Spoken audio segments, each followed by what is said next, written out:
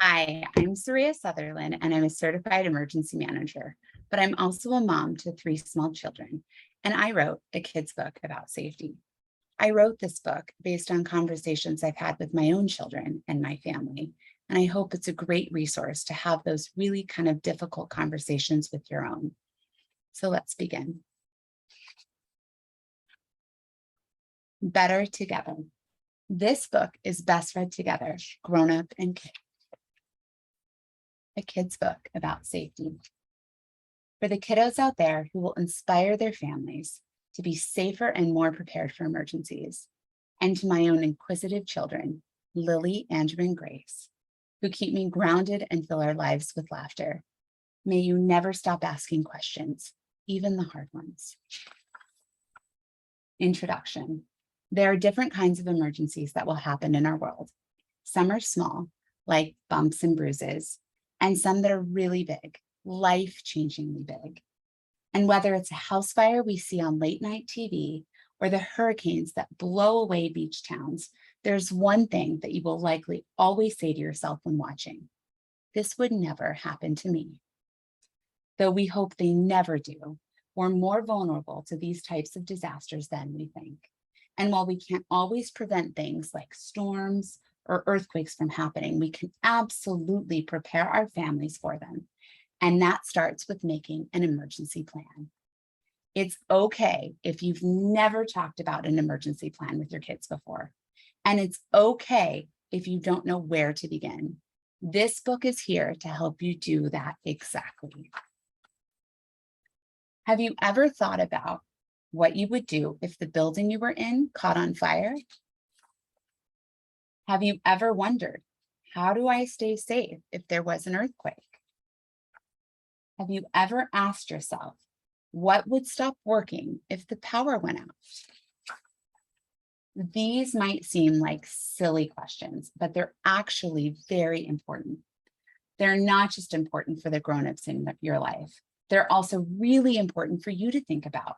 Yes, you, the kid. Why? Because dangerous things happen. Yep, they do. Sometimes fires start in places where they aren't supposed to. Earthquakes can shake the house in the middle of the night when everyone's asleep. We sometimes lose electricity when it's really hot or really cold outside, and people can get hurt or even die. So what can you do about it? We can be prepared. But what does being prepared mean? It means knowing what types of emergencies can happen near you.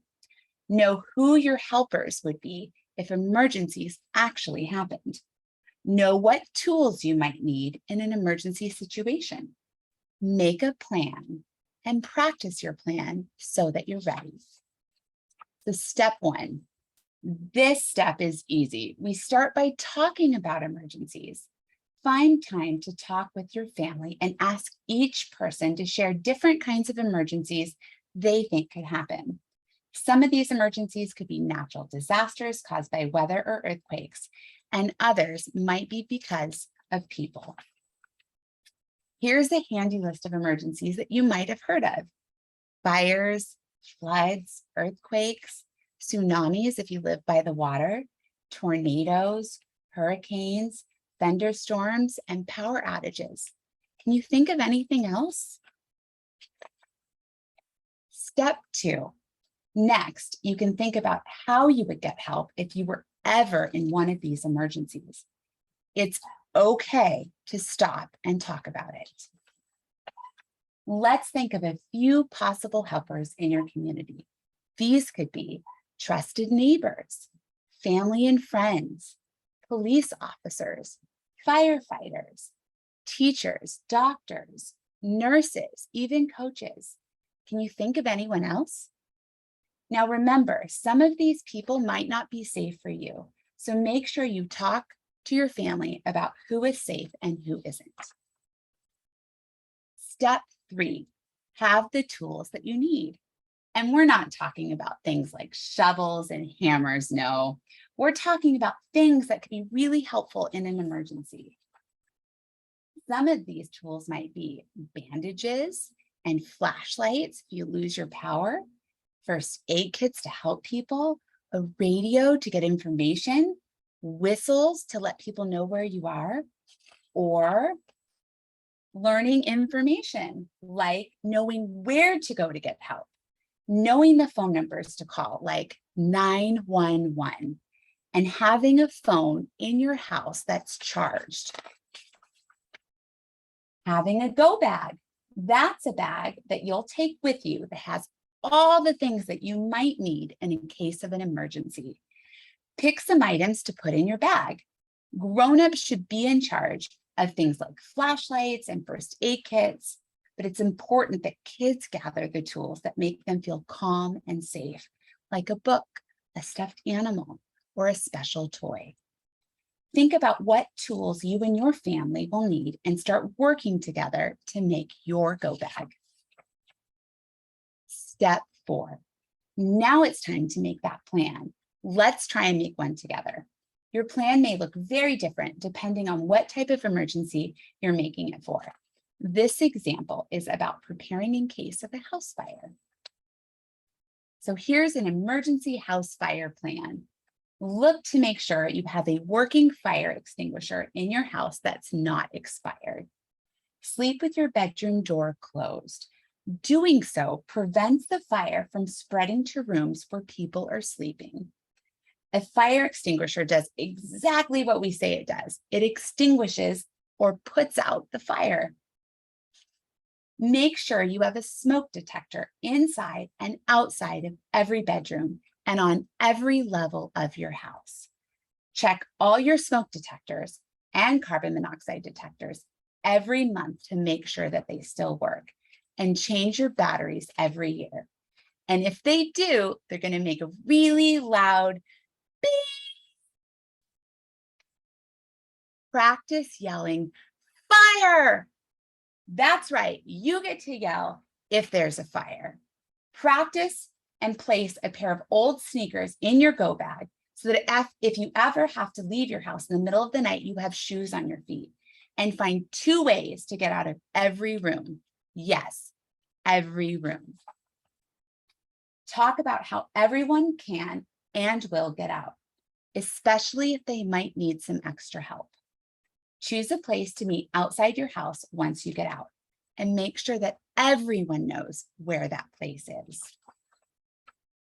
Practice meeting at that spot and count everyone who's there to make sure no one's missing. It's important to stay put so your family will know where you are. If someone goes missing, don't go back into danger. Instead, tell the authorities like firefighters and police officers so that they can rescue that person safely. Now, firefighters can look scary when they're wearing their big jackets and boots and helmet and carrying things like a hose or an axe, but they're there to help you. So don't hide. If you see them or hear them, let them know where you are by calling out to them. Take a moment. You should be really proud of yourself.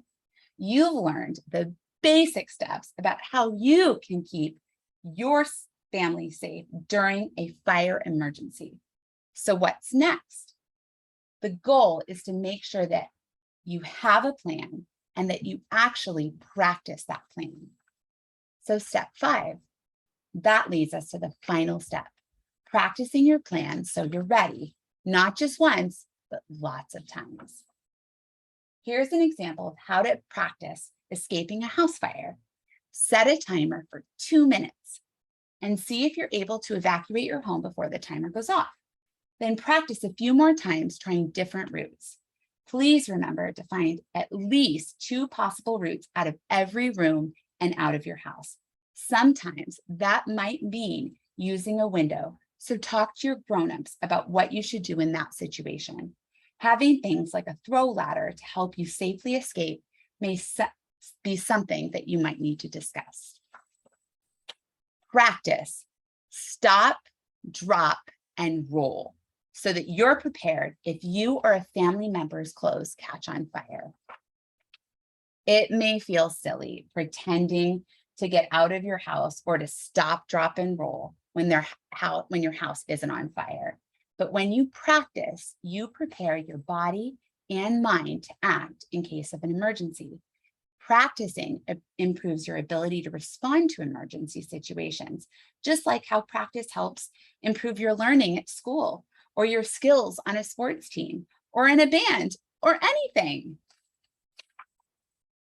Practicing can be inconvenient, uncomfortable, seem uncool, and may take up a Saturday afternoon. But when a disaster or an emergency happens, like a flood, fire, or an earthquake, it's important to feel confident and know what to do before it happens. Whether you know it or not, you are a part of a team. Your family, your friends, your school, your community, these are your helpers. You all work together like a team to keep each other safe. And you are a very important part of that team. So use all your senses.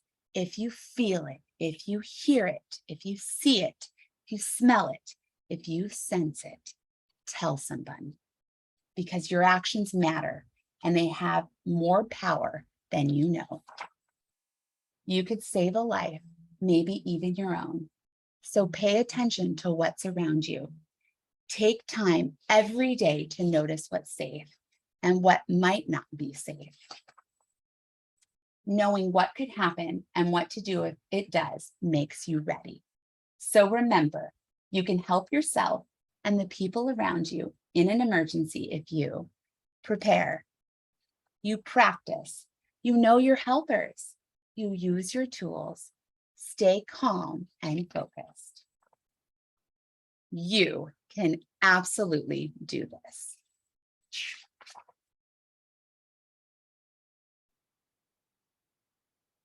Thank you for your time today.